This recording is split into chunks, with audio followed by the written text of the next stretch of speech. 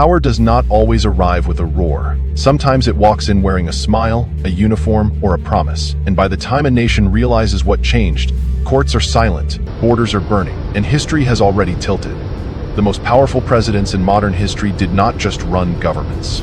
They bent institutions, redirected economies, and in some cases rewired how millions understood fear, loyalty, and the future. The story opens in a world still haunted by empire, where young republics looked permanent while carrying deep cracks beneath the surface. In Russia, Boris Yeltsin's decade ended with inflation, oligarch capture, and public humiliation. Then Vladimir Putin rose from relative obscurity at the turn of the millennium, first as prime minister, then acting president, then elected leader. He promised order. He delivered it quickly. Regional governors who once bargained with Moscow were brought to heel. National television moved under state influence. Opposition parties found the floor shrinking beneath them. For many Russians, wages stabilized and the chaos of the 1990s seemed to fade. But that wasn't the real turning point. The deeper shift was psychological.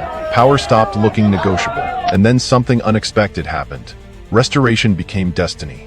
The Second Chechen War was framed not only as security but as proof that the state had returned. Energy revenues surged, giving the Kremlin leverage abroad. Europe needed gas. Russia needed relevance. Putin offered threat and trade in the same breath. Critics were marginalized, exiled, or in several major cases killed under circumstances that remain contested yet deeply suspicious to international observers. At the time, no one realized how far this model could travel. Managed elections, patriotic spectacle, centralized media, selective force. What came next was even more significant. In 2008, term limits pushed Putin to step aside formally. Dmitry Medvedev became president. And yet decisive authority appeared unchanged. The choreography introduced a defining formula of modern presidential power, legality on paper, dominance in practice. When Putin returned in 2012, mass protests erupted, then were contained. A few years later, Crimea was annexed after a disputed referendum held under military presence. Sanctions followed, condemnation surged. Nationalist support at home surged too. Then the full-scale invasion of Ukraine in 2022 shattered the remaining illusion of post-Cold War stability. Cities were erased, millions were displaced, energy and food systems convulsed.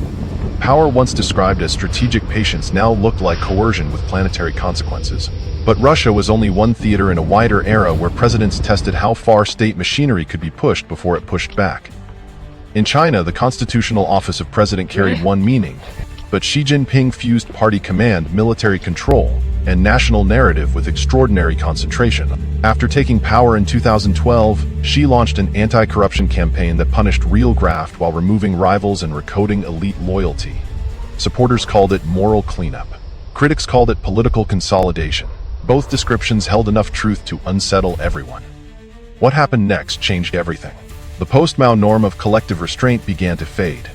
In 2018, presidential term limits were removed. Succession uncertainty, once a stabilizing mechanism, was replaced by personal continuity. A vast surveillance architecture expanded from facial recognition grids to integrated digital tracking. In Xinjiang, investigations, leaked files, and testimonies described mass detention programs targeting Uyghurs and other Muslim minorities. Beijing labeled these measures counter-extremism and vocational training. Human rights experts, multiple governments, and many legal scholars described patterns consistent with crimes against humanity, while debate over legal genocide thresholds continued. But that wasn't the end. Power here was not just territorial, it was informational. State agencies, platform companies, propaganda systems, and censors moved in coordination difficult for pluralist democracies to replicate. During the pandemic, strict controls revealed both administrative reach and severe human cost. Neighborhoods were sealed. Commerce stalled. Anger spread, then briefly surfaced in rare street protests. And then something unexpected happened again. Policy reversed with stunning speed, proving that even centralized systems can pivot overnight when economic pressure becomes dangerous. Xi still emerged dominant, securing a third term as party leader and filling senior ranks with loyalists. The global lesson was hard to ignore. Modern presidential-style power could be bureaucratically precise, digitally amplified, and emotionally framed as national rejuvenation. Across the Pacific, another presidency showed a different form of force, grounded less in one-party control and more in institutional expansion during emergency.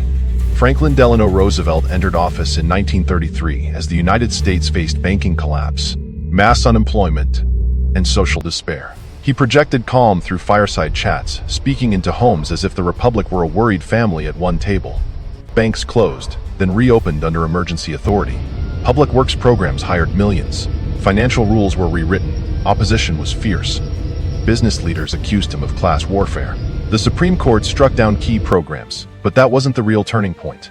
Roosevelt kept widening the practical boundary of federal power. What came next was even more significant than recovery. War transformed presidential authority into something nearly unimaginable in peacetime. After Pearl Harbor, the United States mobilized industry, labor, science, and military planning at colossal scale.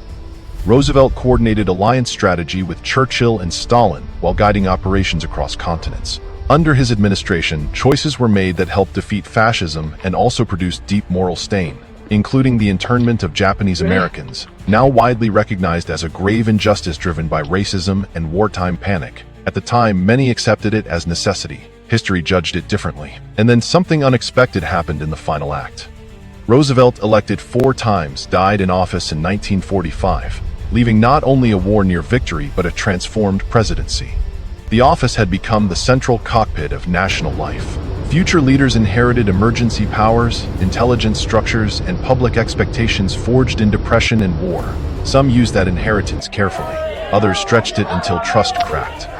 Decades earlier and far south, power had taken another shape in Egypt. Gamal Abdel Nasser rose after the Free Officers Movement ended the monarchy in 1952.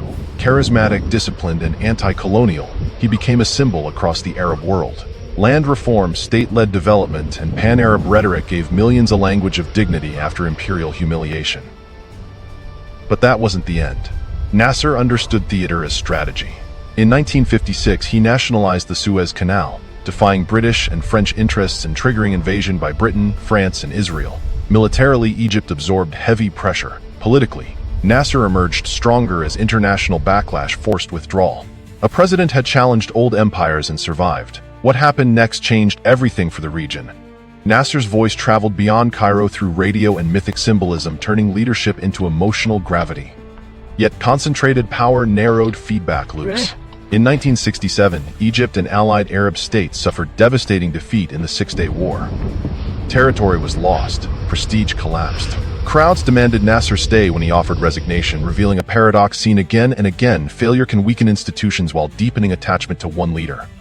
He died in 1970, still revered by many, still criticized for repression and strategic miscalculation. His legacy remains contested because it holds both emancipation and constraint. By the time the 21st century accelerated, the archetype of the powerful president had split into competing models.